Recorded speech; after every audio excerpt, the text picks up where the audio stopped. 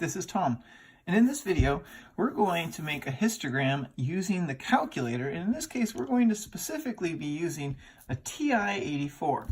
So the data set that we're going to use is 3, 1, 4, 1, 5, 9, 2, 6, 5, 3, 4. And we're going to make a histogram from this just using the TI-84. Now, we've made the histogram for this in a previous lesson, so you can always refer to that to see what the histogram should look like. But we're going to do it right here, all in this calculator. So I'm going to lift my calculator up a little bit, and then we can get started. All right, here we go. So the first thing we want to do is we want to put that data set, into our calculator. And here's how we do that.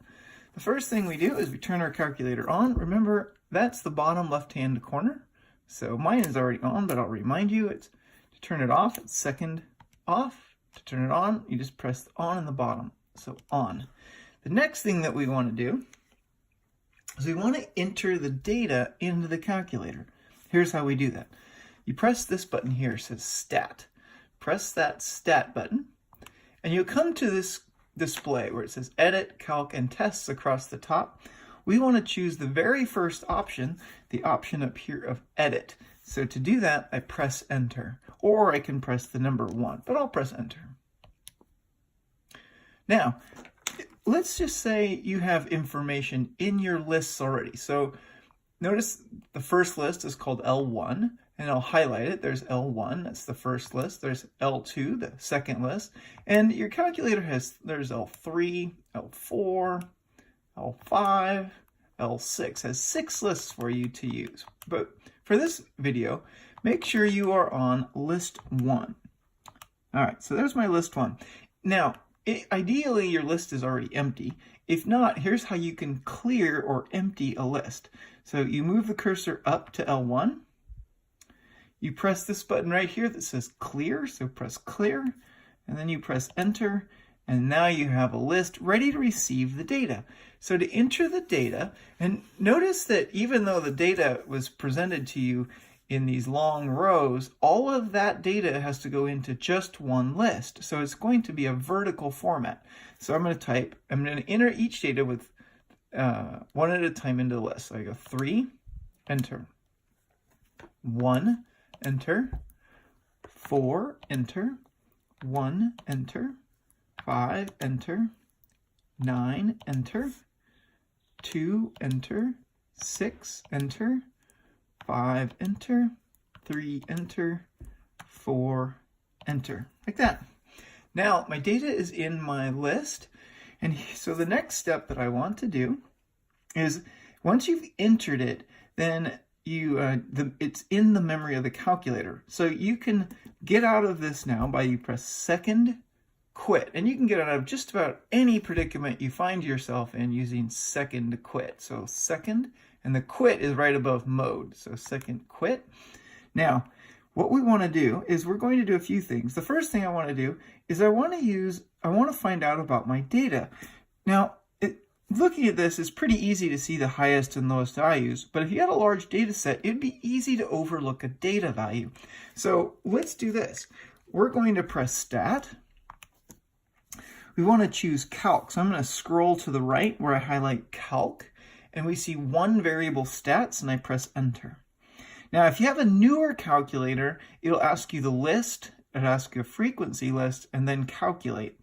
In this case, all my data is in list 1, so I would type list 1. Now, it's hard to see, but right above the 1, you'll see a little L1. That's list 1. So to access list 1, I press second L1. So I go second, and I press L1. That gives me list 1. If you have a frequency list, you would just type 1 or leave it blank. And then you would move down to calculate and press enter. So this is an older version. So if you have a TI-83 or an older TI-84, this would be the process. It'll look like this. The new ones make it easier by showing you the steps. So there's our answer. Press enter, and regardless of the calculator, you'll get this nice long list. And notice the first thing, these first things up here, we won't use yet, but we will shortly.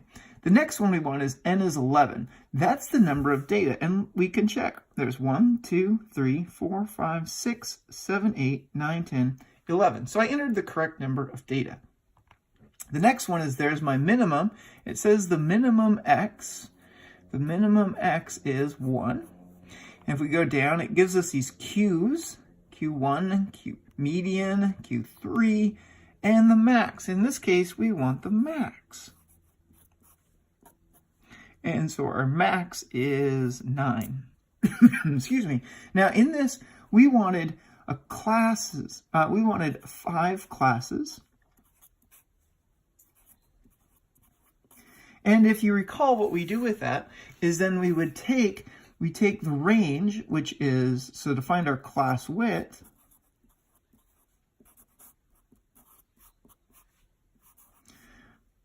we take the range, which is the max, 9, minus the min, 1, and we divide it by the number of classes. So that's going to be an 8. And we can even do that in our calculator. Let's do that in our calculator. Notice that I need to first do the 9 minus 1. So in order to make sure the calculator gets its order of operations correct, let's put parentheses around that. So I go parenthesis, type parenthesis, 9 minus 1, parenthesis, divide that by 5 to get 1.6. So I get an answer of 1.6. Remember then, we always round up, so our class width is going to be 2. Here we go. So we can use that. I'm going to move my picture down.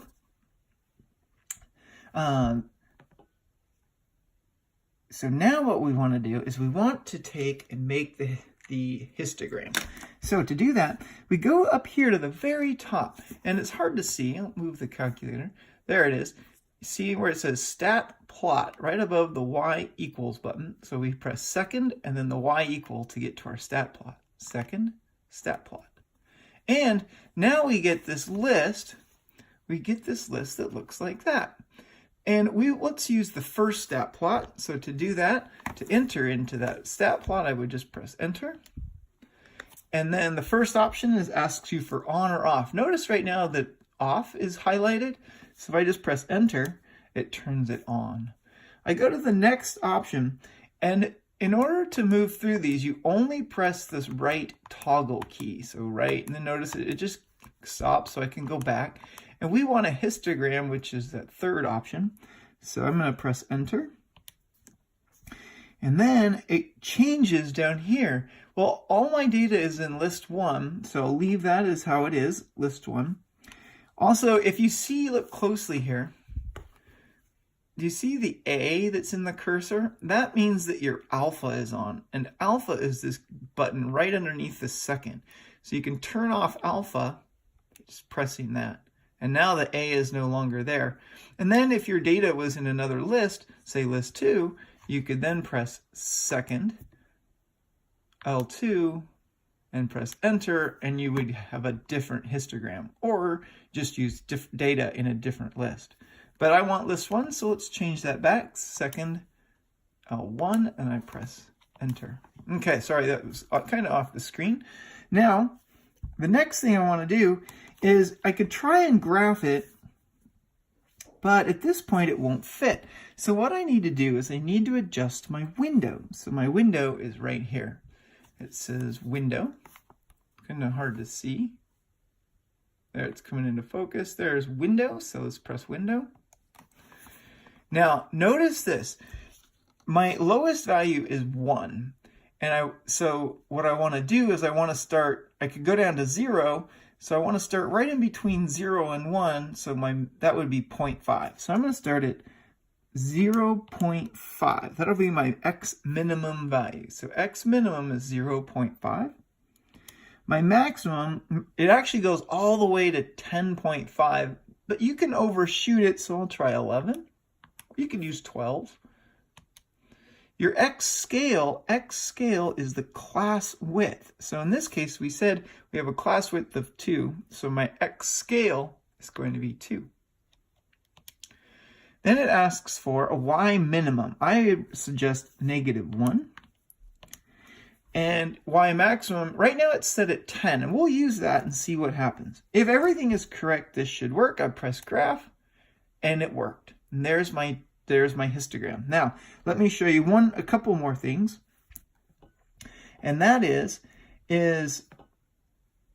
if I had a different picture, I could go back into my window and notice what happens. If I picked y minimum is -2, so I use the negative button, not minus, but -2, and then I graph it. Notice that it moves my picture up. It's because -2 is down here at the bottom now. Or if I had if I wanted to look closer at these, I could bring my top of my screen down by changing the y maximum. So the idea here is that you can play with the picture as needed. Now, if this was a big data set, sorting these numbers and knowing exactly how many there were in each class could be a rather large task. However, your calculator makes light work of this. If you press the button trace, so this is the button trace right there. So if you press trace, look at what appears. A few things. One is you have this little crosshair that shows up, a little crosshair right in the middle of your bar.